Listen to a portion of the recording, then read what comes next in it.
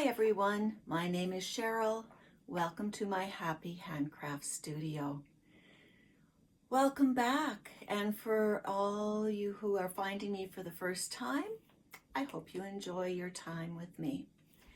So you know it's time for another floss tube when your friends start to email you asking if everything is okay. Yes, everything is wonderful. It's been a great summer. I've been busy doing lots of different things, enjoying the weather. Life is good. So the last time I talked to you on FlossTube, I was getting ready to go to Stitch and Stash 2025, the cross stitch retreat that I go to in Edmonton, Alberta. And it was great. It was just an amazing couple of days. The team, Jean, Kelly, and all their helpers, they put on just a wonderful, wonderful retreat. There's time to stitch, there's time to have fun. It seems like the people who come to the retreat are all friendly, welcoming, happy stitchers. So it's really, really a great time. I stayed at West Edmonton Mall Hotel, and I was in this lovely room. West Edmonton Mall has all these theme rooms, and I was in a Roman room, so it was great. I really love going to retreats at West Edmonton Mall. The facility is great, and when you're not stitching, you can be out. You can walk to the food court, walk around, see all the different attractions. It's really a very easy place to stay.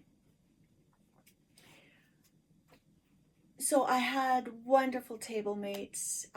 Some were friends from past retreats, and as always, we have some new friends join us. So that was great. It was really good to see different people and different projects and enjoy time together. It was great.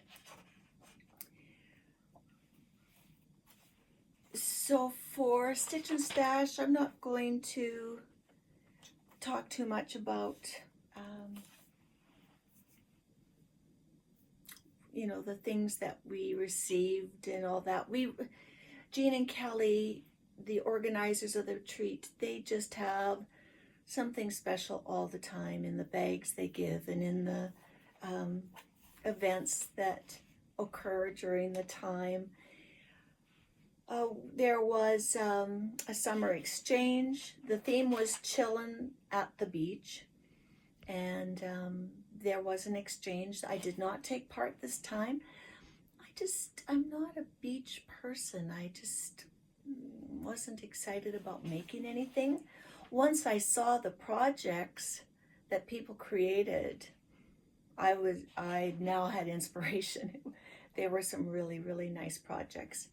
One of the fun things, we all had a surprise package with sunglasses, and it was a fun time with all the laughing and giggling with all of these crazy sunglasses. It was great. Jeanette Douglas, particularly, I think, got a really good pair. It really suited her personality. So we did have Lindy Stitches there as one of the guest designers. We also had Cheryl from Tiny Modernist, and Jeanette Douglas came for a day. So it was really great. Next year's theme is Hocus Pocus, so it's going to be a Halloween theme. Details are probably going to be available at the Facebook page for Stitch and Stash, and sign up will be in September. So if you're looking for a great retreat in Canada, it's perfect. It's really good. So I was there for Thursday, Friday. Saturday morning I headed home because our guild was having a quilt show that weekend as well. and I wanted to do my volunteer duty and take part, see what it looked like. I had 4 pieces in the show. I had hillside houses, which was a wall hanging that I've done previously, a bigger quilt called Navigation, and then a small hand-stitched pouch that I called the Heartland pouch. And this is what it looks like up close. This was a pouch that I started in Millerville at the library. It was a little workshop that a lady from Sheep Creek Weavers presented. And I loved it. It's like doodling with thread. Love that. Yeah, it was great. It was nice to see all the quilts hung up. I don't know, somehow your quilts look better when they're being displayed at a quilt show. So then I was back to Stitch and Stash. The only thing that I purchased was this little pattern. I'm not really collecting patterns at this point, but a little bird is always a great thing. So I feel really good about what I've accomplished so far in July. I've made a tiny decisions wheel that I spin, and one of the things on there is FFO. And so I fully finished 3 projects this month, and so I'm going to show you those.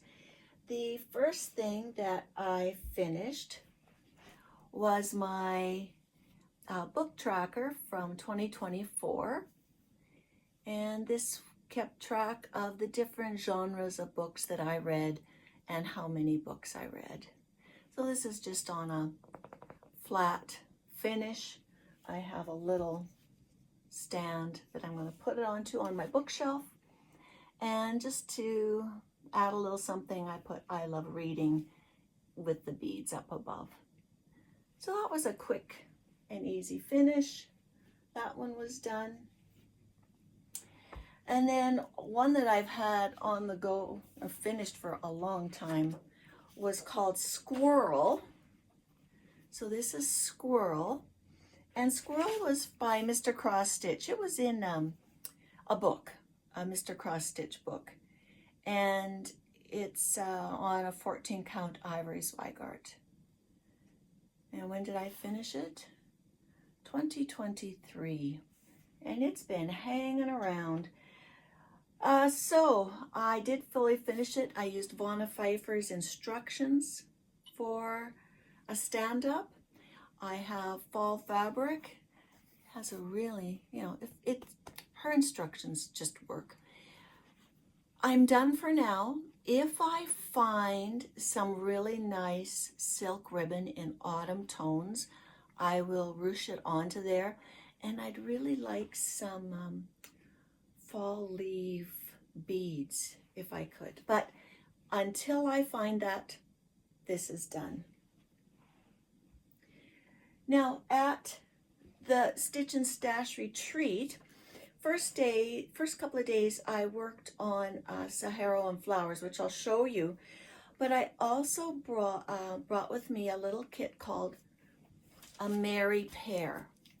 So this is from Satsuma Street, and I had purchased this last year at Stitch and Stash, and I thought, I bought it a year ago. It's all in a kit. I thought, I'm going to take it just in case I feel like something different. I felt like something different, and I actually felt like fully finishing it. It was just a cute little thing to stitch. I loved all the beads on it. See, there's some shiny. And it's backed, I just backed it on a felt. So that one is all ready to go. Love that. That was A Merry Pair. So 3 fully finished objects, I mean, that's great. Something else that I finished was the sampler Quaker from Happy Mood Point. So this is where I decided to finish. So it's a bigger project. You can see it's actually that size. But I decided this was enough. I got the idea, I enjoyed doing it, and I'm happy that I'm calling it done. This is on a 32 count pearl gray Lugano, and this was DMC 3750. This is called Sampler Quaker, and it was by Happy Mood Point. If you ever want any more information about my projects, it's all in the description box below. So that is done and ready to be fully finished. So when I was at Stitch and Stash, I worked on the Married Pair, but the main project I took with me was Sahara and Flowers. This is a piece by Vivster, and it's a Frank Lloyd Wright design that it was based on. And so for getting ready for the retreat, I did a half stitch of most of this black. So then when the retreat came, I first of all crossed the black until this was all just like a coloring book to fill in, and then I started to fill it in. It was a really great retreat piece. It was nice and big, didn't have to worry so much about magnification, although I did have magnification and light, but it was easier to work on. This fabric is a 14 count fiddler's cloth in light oatmeal. And here is the needle minder that we got from Stitch and Stash. Stitch and Stash 2025. Love it. And then I was working on my Whip Go pieces for July, and the first one that I did was Santa brought a Christmas gift. This is what it looks like. It's Owl Stitching House. And I have my July-August house finished. I'm just going to continue to work on it every month. If I get ahead, great. I would really love to have this done by Christmas. So this one is on a 32 count slate blue Lugano.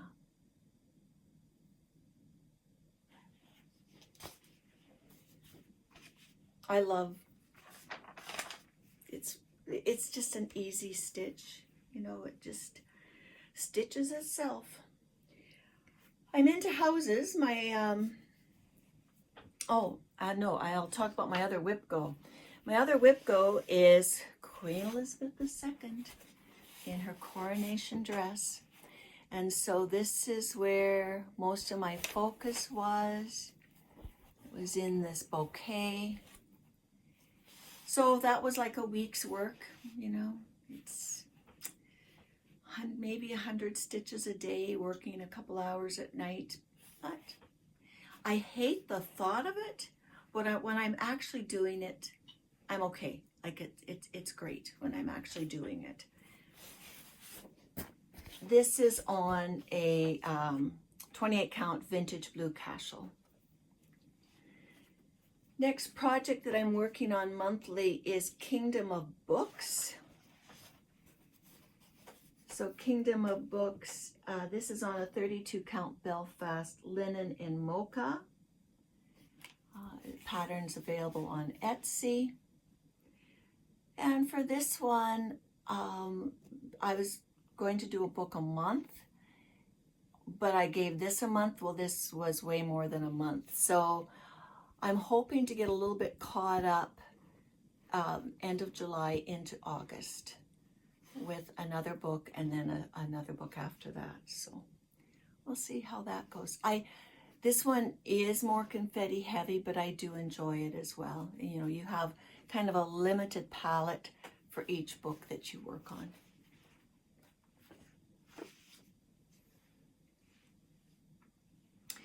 And then another one that I'm working on monthly is this Bucilla kit called Mrs. Bunny Plus. And basically my hope is that I do a bunny a month. But I'm really thrilled with having had all of this side done. So I do have another 6 bunnies, I think it is. Yeah, another 6, but they're smaller ones. So I'm hoping to get maybe 2 or 3 done each month. Again, this one is just, it's just a dream to stitch on. Easy blocks. And this is one where, you know, the back stitch really makes the project. This one is on one of those Charlescraft fabrics from Michael's, and it's in the green blue. So yeah, I'm enjoying that one as well. I'm enjoying them all, but some are just easier to stitch than others. So with that stitching in July, I'm going to update you on my chart. So I had 3 fully finishes. So those are, and this one, A Merry Pair, was both a start and a finish, fully finished this month. So now I am down to 5 projects that I'm working on. My focus is Queen Elizabeth II in Her Coronation Dress. You know, that project is coming up. It'll have its 3rd birthday, September 19th. Yeah, I want to work on getting that done. My 2023 is Kingdom of Books. 2024, and that was at the very end of 2024 because that was Christmas Day start, is Santa Brought a Christmas Gift. And then I have the Saharo and Mrs. Bunny Plus. So that's what I'm currently working on. So my plans for August, my WIPGO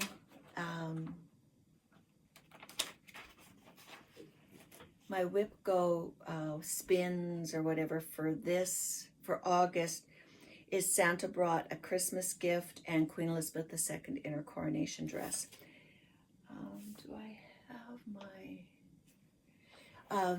basically, for my WIPGO, as I finish projects and they're still on WIPGO, I'm just putting down oldest WIP.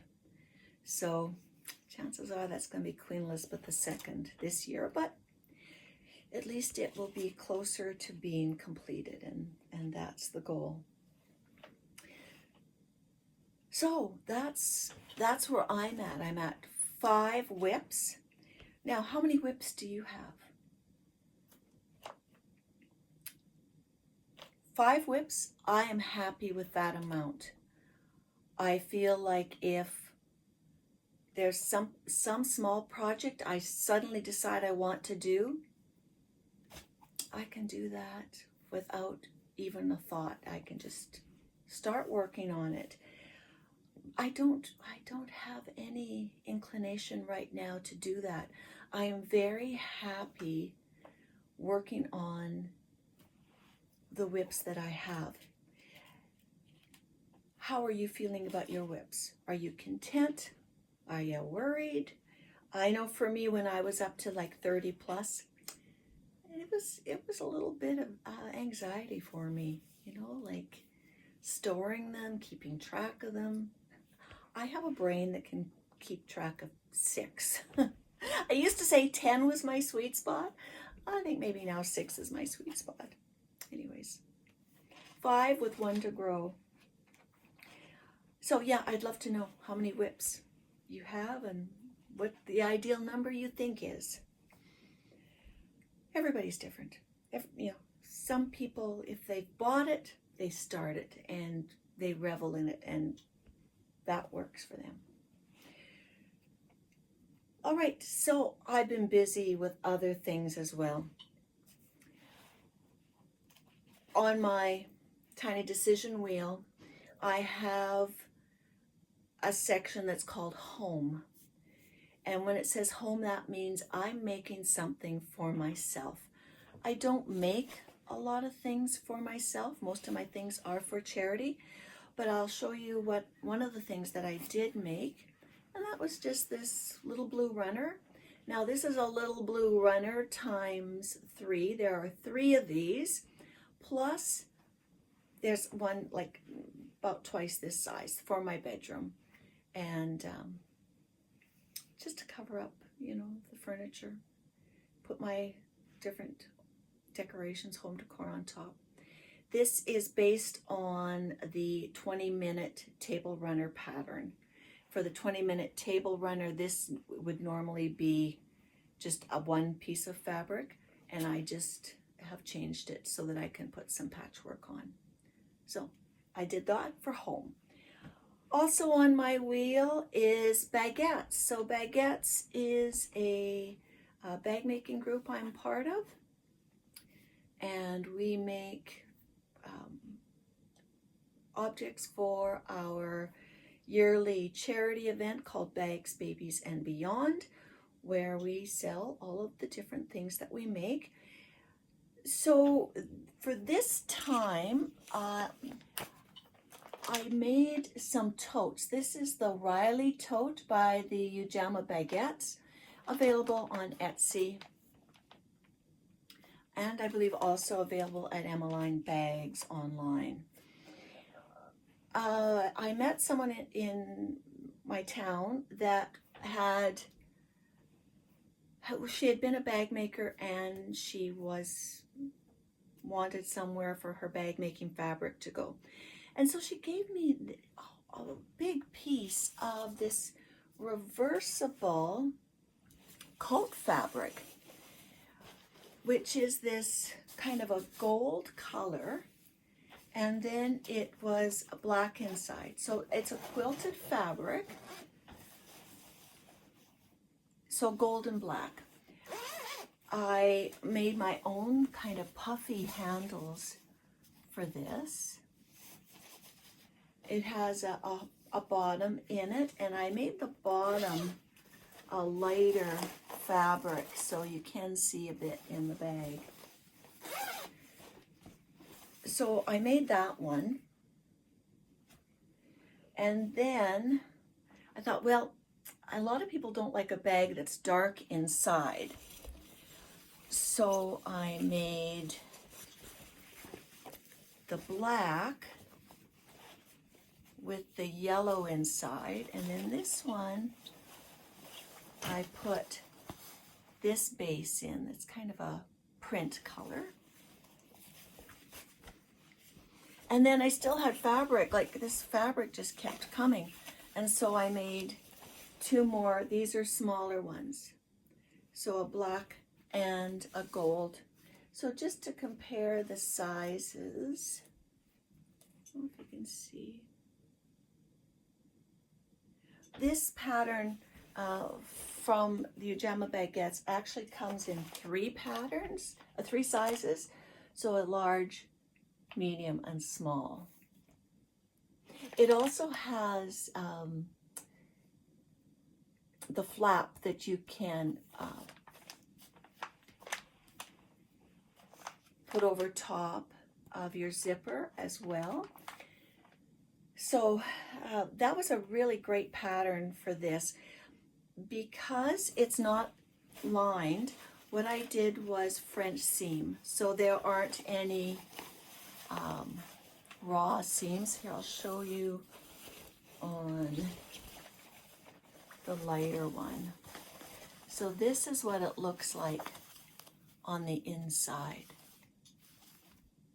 I wanted to try this because I'm interested in doing a quilted, my own, like a quilt that I've done, cutting it up and making it into bags, and just seeing, finding a pattern that would work. And this is a good pattern for that.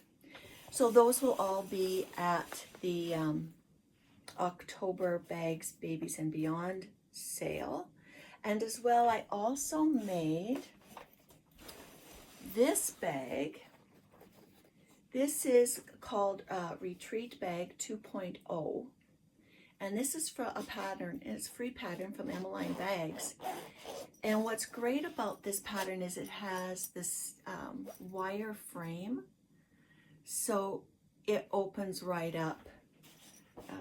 People use these for knit bags, for, you know, your crochet, for cosmetics, you know, kind of whatever you want. And I put black zipper with a red tab on it.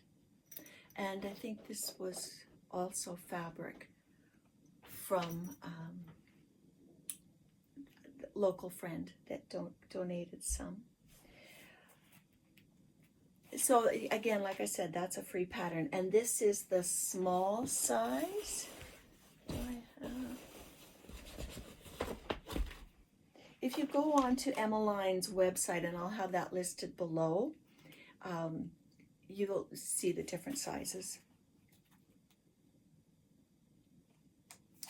All right. I also made another bag for Ujamaa Bagettes, and that's a test pattern. So I hopefully will show you that in maybe my next floss tube. And I made a whole stack of project bags for my friend Judy, the City Stitcher. I won't show you those. Those are for her to be surprised by. Not that she'll be that surprised. She kind of knows how they're being made. So, but anyways, actually seeing them done will be the treat. And then finally, books. So I've had a decent book month. I think I've read 4 so far in July, listening to another 2, like, yeah. Anyways, there's 2 that I will mention because I think they were really worth a read. First one is Mr. Mercedes, and this is by Stephen King. I probably would have shied away from Stephen King, but another booktuber that I watch recommended Mr. Mercedes as, you know, if you haven't been a Stephen King fan, to try it. And this was really good. It's more serial killer than like horror, I guess, although a serial killer is pretty horrific.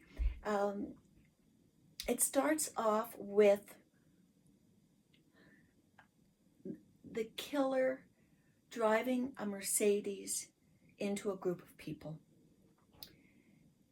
And the detective who was part of the case, Bill Hodges, is haunted by this case. He's retired, he's newly retired and depressed. Like, he is seriously considering ending it all. Like, his life is not going the way he wants it to go. And really is contemplating suicide, but then he's taunted by the killer called Mr. Mercedes. And that kind of snaps him out of his depression. A really interesting thriller. Different kinds of characters involved. The killer is strange, and he's in a strange family situation. Bill has a young friend, Jerome, and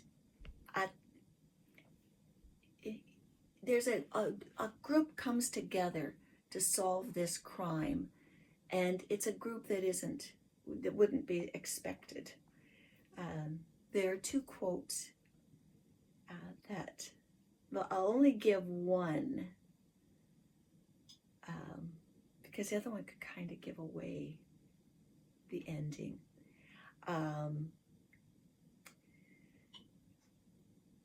Life is a crap carnival with shit prizes. I thought that was interesting. Now, there are 2 other books in this trilogy. This is the Bill Hodges Trilogy #1. And yeah, I think I will definitely look to read those other 2. And then the next book that I read was called The Ghostwriter. And this is by Julie Clark. It's kind of one of these back and forth books. It's back and forth between June of 1975 and present time. In June 1975, the Taylor family is shattered in a single night when 2 teenage siblings, Poppy and Danny, are found dead in their home. Their surviving sibling, Vincent, is always suspected as the killer. So, Vincent continues to live his life in the town. He becomes a horror writer, and he has a health problem and realizes that the time has come. And so he brings back his estranged daughter, who is a ghostwriter, to tell the story of what really happened that night in June. It's a page turner, and I think it really shows that people base their conclusions on their own history with people. So how you felt about the person at the time really helps to shape your opinions about guilt and innocence. I'd highly recommend this one. It was really, if you like thrillers, yeah, lots of twists and turns on this one. Really good. All right, so that's my favorite book of July. If you've had a favorite book in July, I'd love to hear it. Although I am going to be going to the library today and picking up like 5 books that they always come the same time. You know, you request them over a period of months and they all arrive the same week. But I don't have a to be read list. I have a pile of possibilities. So in my study, there's this pile, and I know I'm picking up 5 today, so I think I'm going to be checking out that pile and seeing which ones are going to be traded in, and I'll just make a note if I actually think they're ones that I'll look to in the future. Well, that's it, everyone. Thank you so much for your time. I hope there was something here that you were inspired by or enjoyed listening to. To all my friends, I'm alive and well, busy as can be, and enjoying whatever life brings. So thanks so much, and I'll see you again soon. Bye-bye.